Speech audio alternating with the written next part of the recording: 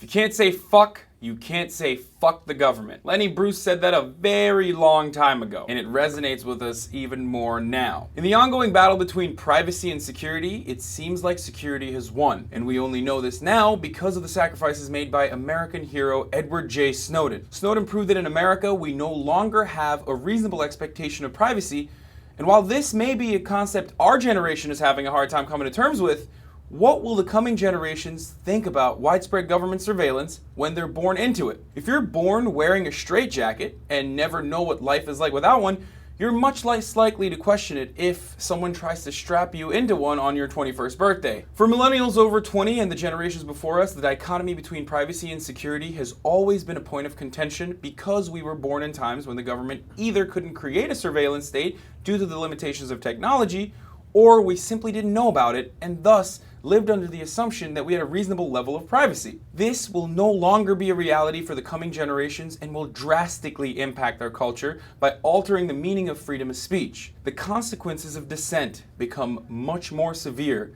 when you're living under an oppressive surveillance state. At that point, privacy is no longer about personal correspondences, but more about liberty. We already know that the government has access to our private correspondence and frequently joke about what we can and can't say and how some of that might put us on some government watch list. This surveillance state concept has already entered our culture, meaning we've normalized what would have been considered completely unacceptable in a pre-9/11 era only 2 decades ago. So I ask you, how is our speech truly free if we're constantly aware that the government is monitoring us? How can one freely express natural curiosity or engage in open and honest discussion about ideas that may seem fringe with the constant threat of being put on a watch list and constantly being surveilled around the clock, ranging from private Facebook posts to live camera feeds on your laptop webcam? And what's to stop a government from attributing threats to domestic dissenters who simply have an unpopular opinion, or an opinion those in power deem politically incorrect? If the freedom of speech and free press are two foundations of a healthy democracy, what becomes of our democracy if both of those concepts are subject to eradication? Also, when the track record shows corporate interests being extended privileges not extended to the rest of us, what's to stop private contractors from using this surveillance to their company's financial interests? For the benefit of future generations, as much as we love our Facebook and Gmail and webcams, it's our duty to fight the normalization of the surveillance state, because generations yet to come will be even less equipped to do so than we are. The impact this will have on future generations' concept of freedom of speech is unclear,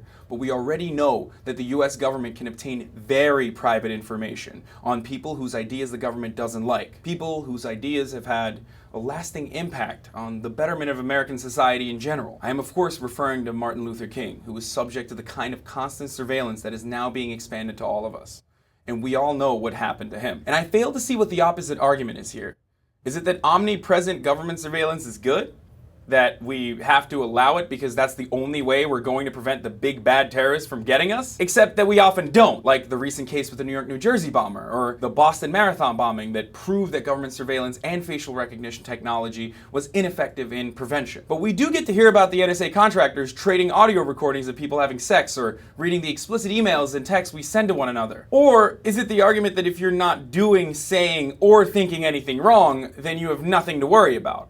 Because this argument proves the lie that right-wingers believe Obama is a dictator. If so, they'd oppose the security state because they'd believe that Obama would use it to go after them. But instead, the current government uses it to go after whistleblowers and to monitor peace groups. So they're clearly full of shit. Not that that relates to your argument at all. I think exposing the truth is the most important concept here. The American people have been made unwitting participants in a bargain that they never opted into.